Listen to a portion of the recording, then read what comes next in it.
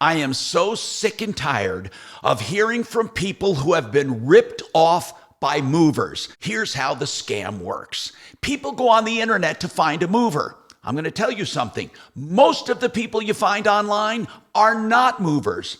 They're lying, cheating ripoffs. They simply talk you into a contract and then talk you into giving them a deposit up front. You never see them again. They're probably sitting in their mom's basement in their underwear. They take your deposit and then sell that contract to someone else. That someone else then contacts you when they're ready to pick up your stuff. They say, oh, this is way more than we were told. We're going to have to charge you more money. So now you're charged again. You're desperate, so you pay it. It's the day you're going to move. That person is most of the time not the person that moves you.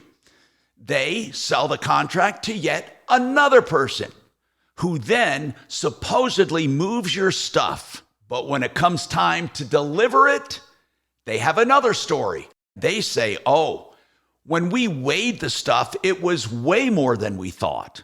In order for you to get it, you're going to have to pay more money. And if you don't pay it, you don't get your stuff. You're held hostage, way more than you expected to spend. You see, most of the time when you really figure this out, it doesn't pay to move your stuff. Not really. Most of the time, you can sell your furniture where you are and buy new stuff where you go, and you'll be better off.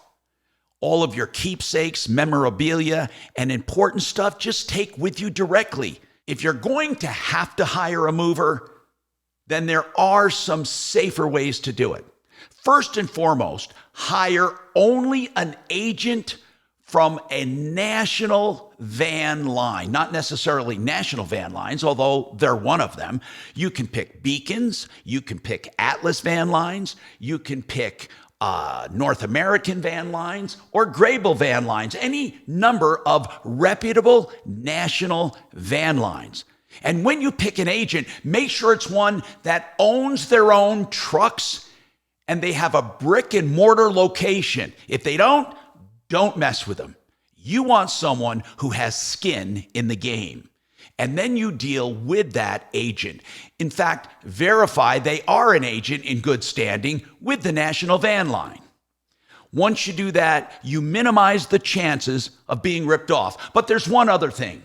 You want to get a written contract for a price guaranteed not to exceed. Not an estimate, but a firm contract guaranteed not to exceed.